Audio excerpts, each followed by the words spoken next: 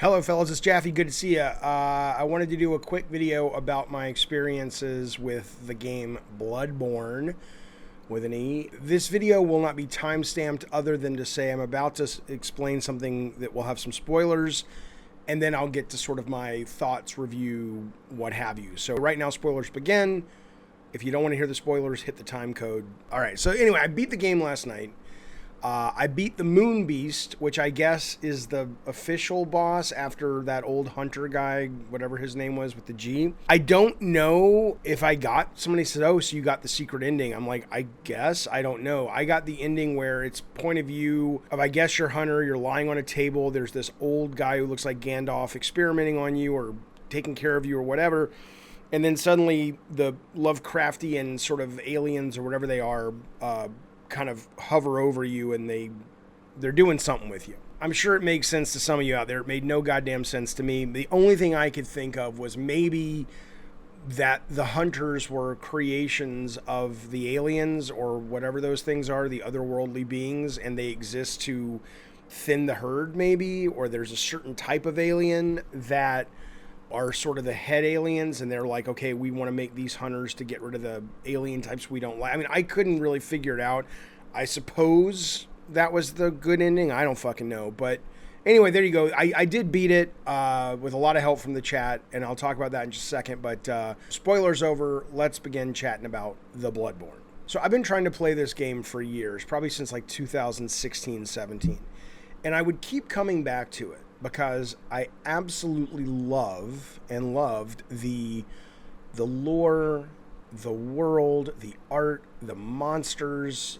The fact that this is not from a European developer is fascinating to me, because it is so drenched in wonderful Lovecraft meets Charles Dickens, meets the Black Plague. I just, it's weird a Japanese dude was behind this. Insane. But boy, I love the world. But I could never, quote, get good at this game. And it was frustrating because I wanted to play it, and I wanted to be able to explore the story and all that stuff in the world, but you know, I would die within 10 or 15 minutes, right? And so I kept coming back. Maybe I made a little more progress over the years, but I'm like, fuck it, right?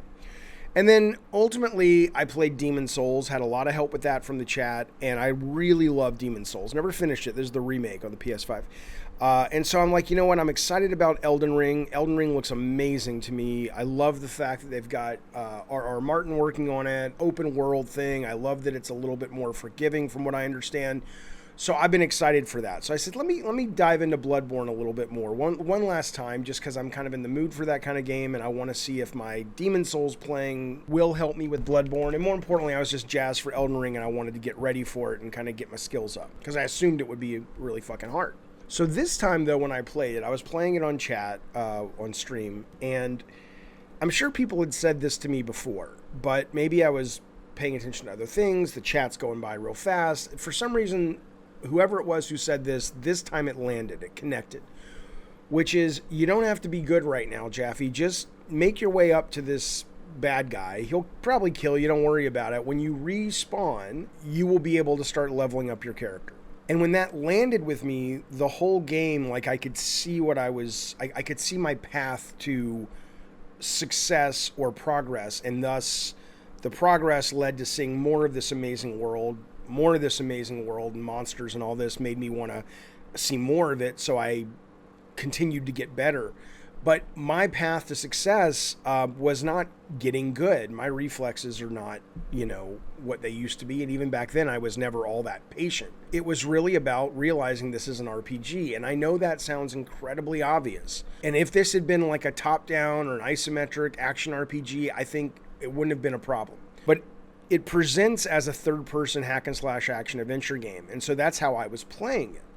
And realizing I could level up really made such a difference, obviously. It's supposed to. And I was getting better at the game, not just by leveling up, but in sticking with the game, I started to learn the combat and I love the combat, the nuances of the combat. I mean, things like not just dodging, but dodging to the left and the right to get behind your enemy, which is almost like a 80% of the time that will work, right? or that this particular game really stacks the button presses. And by that I mean, like, you know, if you go R1, unless you have a really meaningful delay between the two R1s, that second R1's getting done. That animation's gonna play, and I don't know if you can break out of it. I wasn't able to, which means you have to start learning to be easy on the buttons. And if you really want to double or triple or even quadruple that R1, you better fucking make sure you're in a good position to do so. Things like that I would have never picked up on if I hadn't had enough time to survive, right? And I did, because I was able to level up and they fed into each other. And then there was the addictive quality of the fact that your blood echoes, which is your currency, which you get from killing bad guys mostly, I could also use to either level up attributes, or I could use to buy things. And I don't play tons of RPGs. I imagine it's not the first game to combine the currency and say you can level up or you can buy stuff with the same currency.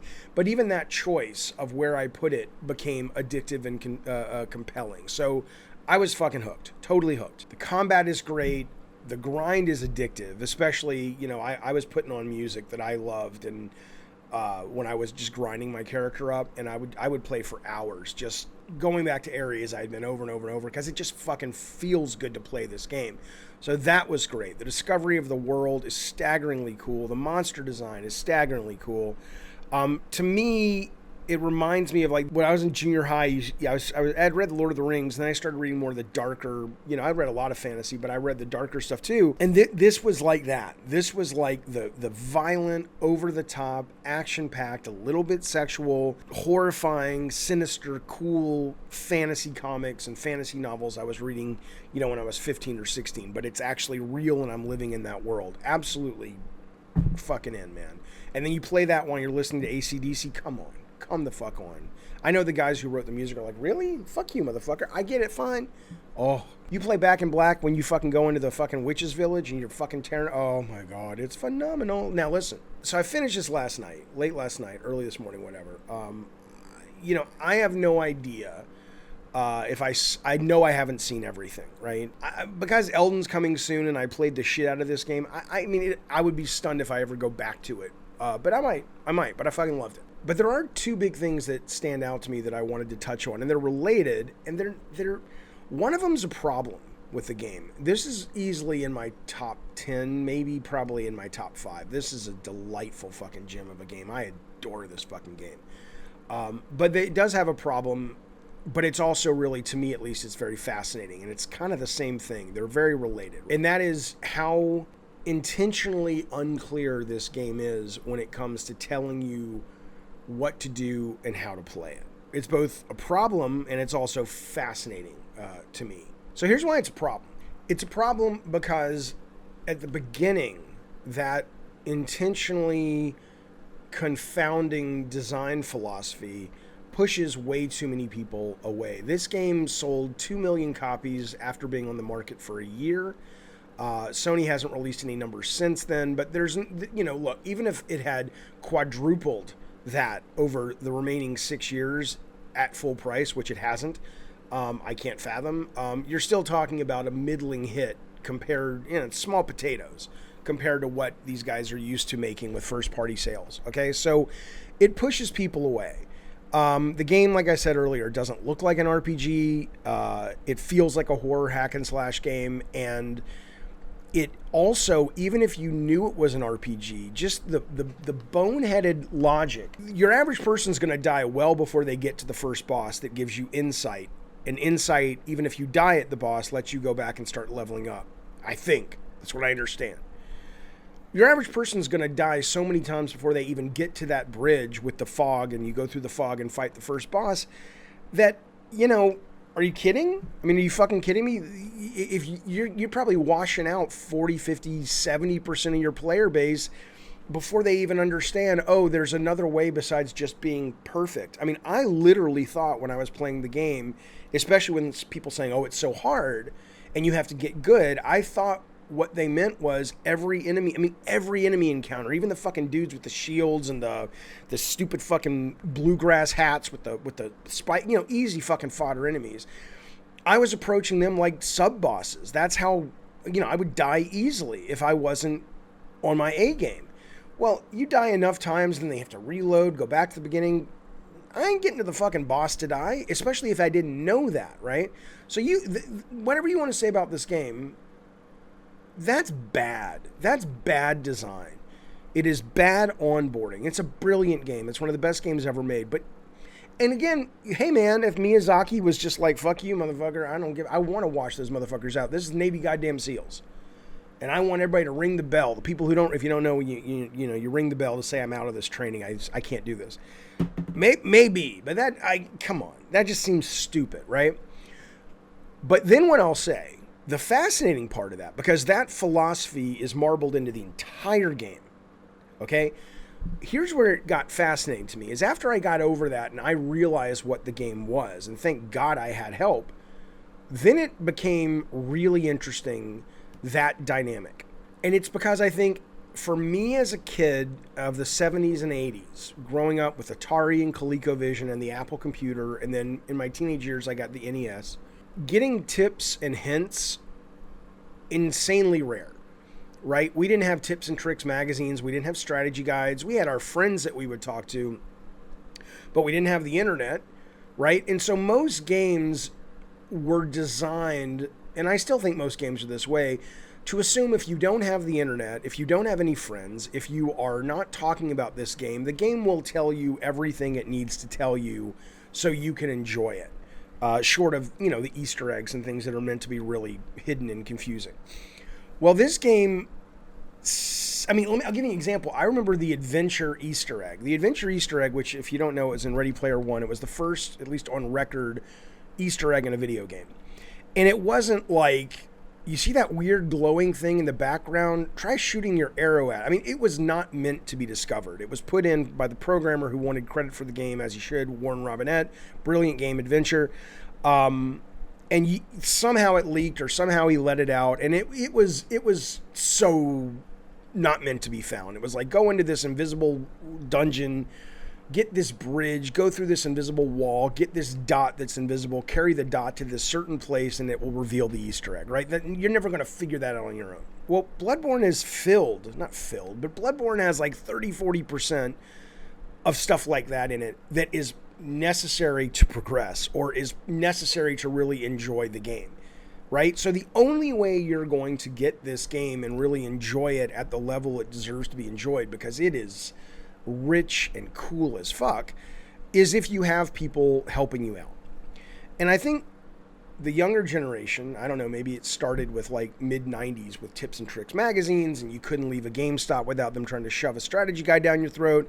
You had the internet the second you got stuck. Maybe that generation just came up and were comfortable with this idea of, well, yeah, if I'm stuck, I'll look at the internet, or if I'm stuck, I'll ask my friend. And that becomes part of the experience. I've read a couple of different things about whether the developers wanted that to be, the intention. Some people say that's a bullshit narrative, it's not true, and some people say, no, Miyazaki said that. I don't know which is true, I don't care. But ultimately, he certainly read that audience really well, because clearly that sense of being part of the club, knowing this stuff, discovering it, and then sharing it with people online, with your community, with the internet, whatever, really adds value to them. Now, I still don't like it. I still don't like the fact, like somebody said I could marry the queen in the castle, which I thought was pretty fucking cool, right? So I go and I find this executioner guy last night, and he gives me like a list of things I can do. And I'm like, I'm assuming I can do all of them. So I give him this unopened invitation or something. And then he goes away and he's gone for the rest of the game. And I can never get it back unless I, start again. I could have had him go kill the queen, and then I could have brought her back to life, and maybe that would have let me marry her. I don't fucking know. But I don't like the fact that I needed to have asked 20 people or a person and gotten the, but this generation and younger, 90s kids and up, they love that shit, right? I hate strategy guides. Always fucking hated them. Hated them when they said, Jaffe, work with these guys on the strategy guide for your games. I'm like, oh, God, really? Because the game is designed, if the game can't help you through it on its own, what's the point, right? But I guess a lot of people see the point. Hell, this motherfucker Miyazaki went off and built a whole genre around that. So interesting. Fascinating, interesting. He was dialed in. I get why people enjoy that aspect of it. But I will say, I still don't like it, but man, the stuff that they bury behind that, you know, wall of confusion and intentionally confusing design or lore is worth it to seek it out because it's fucking cool. But to be fair, those are nitpicks. I mean, they're not nitpicks because ultimately, at least the first one prevents so many people from playing the game. But once you experience the game, and again, you don't have to get good. I had my level, my character, I mean, you have to still pay attention, but I had my character leveled up like to 140. And there's still a lot more to go. And I was killing bosses first try. It was really not a problem. So you don't have to get good at that, but you probably you got to be okay farming your character. But there's still nitpicks though, because ultimately, yeah, more people could be enjoying it, but if you make it past the gatekeeping of the game, which is again so dumb at the beginning anyway, they can keep it at the end, but allow people to fucking get into the goddamn thing. But regardless, once you get past it, boy, what a game. But one of the best things I've ever played. So fucking good. I love it so fucking much. You bet your goddamn dollar that I'll have a figure back there pretty soon of something from that game. It's amazing. The one thing I'll say is I don't know if the music's good because the sound was phenomenal. The voice acting was more than good enough. It wasn't amazing, but it was good enough. It totally didn't pull you out. I don't know if the music was good because I had Avril Lavigne, AC/DC, and the Dixie Chicks, or now they're called the Chicks, blasting 90% of the time when I was playing it. And I liked it that way. It was pretty fucking good. Take it easy, fellas. I'll see ya. I'm gonna take this coming week and play more arcadey. I just gotta cleanse my palate. Probably a lot of Mario Kart in preparation for Elden Ring coming 2 weeks from now. And yeah, I will get to Horizon. I'm excited to play it, but right now I don't want to dive into another big adventure. Especially, I just finished Bloodborne. Elden Ring's in 2 weeks. I need to kind of just play something not stupid, but just light and fluffy. So I don't know why I hit the desk. Look at that. Be well. I appreciate you watching. I appreciate you hanging out with me. I'll see you on a Gabbing Games soon. Take it easy. Bye.